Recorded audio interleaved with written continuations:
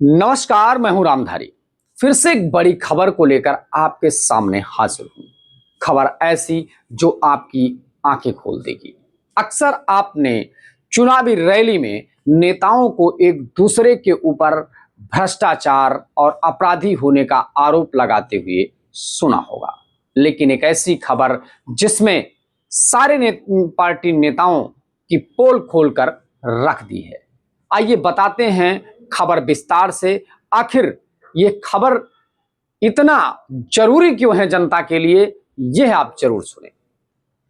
दरअसल देश भर के 302 मंत्री यानी करीब 47% खुद पर आपराधिक केस दर्ज होने की बात स्वीकार कर चुके हैं। इसमें 174 मंत्री ऐसे हैं जिन पर हत्या, अपहरण और महिलाओं के खिलाफ अपराध जैसे गंभीर आरोप हैं। वहीं केंद्र सरकार के 72 मंत्रियों में से 29 यानी 40% ने आपराधिक केस दर्ज होने की बात स्वीकार करी है। यह जानकारी चुनावी सुधार संस्थान एडीआर की रिपोर्ट सामने आने के बाद पता चली है।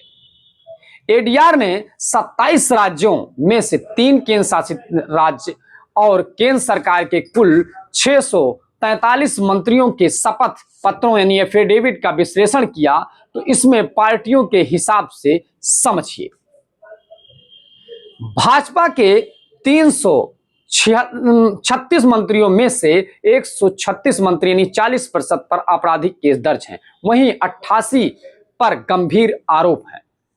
कांग्रेस के 61 मंत्रियों में से 45 पर यानी 74% पर केस दर्ज हैं और 18 पर गंभीर आरोप है।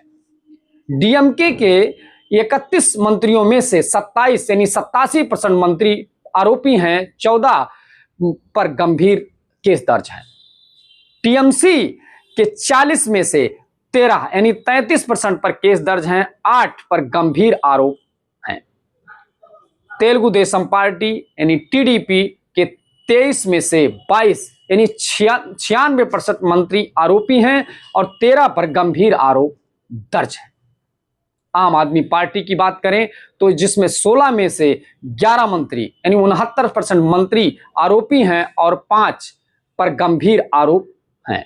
वहीं 11 राज्यों में से 60 मंत्री पर क्रिमिनल केसेस दर्ज हैं, जिसमें आंध्र प्रदेश, तमिलनाडु, बिहार, उड़ीसा और कर्नाटक, पंजाब, तेलंगाना, हिमाचल प्रदेश, दिल्ली और पांडिचेरी में 60% से ज्यादा मंत्री पर आपराधिक मामलों में आरोपी हैं।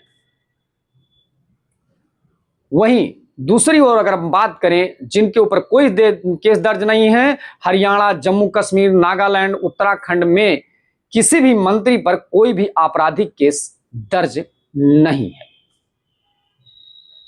643 मंत्रियों के अगर संपत्ति का विश्लेषण करें तो इसमें मिलता है कि 643 मंत्रियों में से कुल संपत्ति 23,929 करोड़ है, जिसमें हर एक मंत्री के पास लगभग 37 करोड़ की संपत्ति है।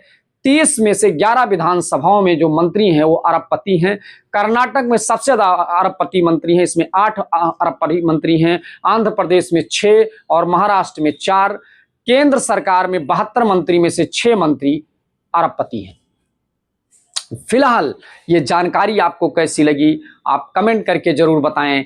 अक्सर आपको चुनावी रैली और चुनावी सभाओं में देखने को और सुनने को मिलता होगा कि एक पार्टी दूसरे पर अपराधी, गुंडागर्दी और अराजक होने का आरोप लगाती है, लेकिन एडीआर के इस रिपोर्ट ने जो बड़ा खुलासा किया है कि हर पार्टी के जो नेता हैं वो दागी हैं, मंत्री हैं जो दागी हैं, जिन्होंने संविधान की शपथ लेके सही काम करने का वचन दिया है जनता को, वो दागी हैं। तो आप सोच सकते हैं कि दागी अपराधी लोग कितना अच्छा शासन चलाएंगे और जनता के लिए कितना अच्छा काम करेंगे, और वो जनता की सेवा के लिए आए हैं कि खुद अपनी सेवा के लिए आए हैं, यह आप जरूर विचार करें। फिलहाल ये खबर कैसी लगी आप कमेंट करके जरूर बताएं, और इस तरीके के भ्रष्टाचारी और दागी नेताओं के बारे में आपकी क्या राय है आप कमेंट करके जरूर बताएं। धन्यवाद।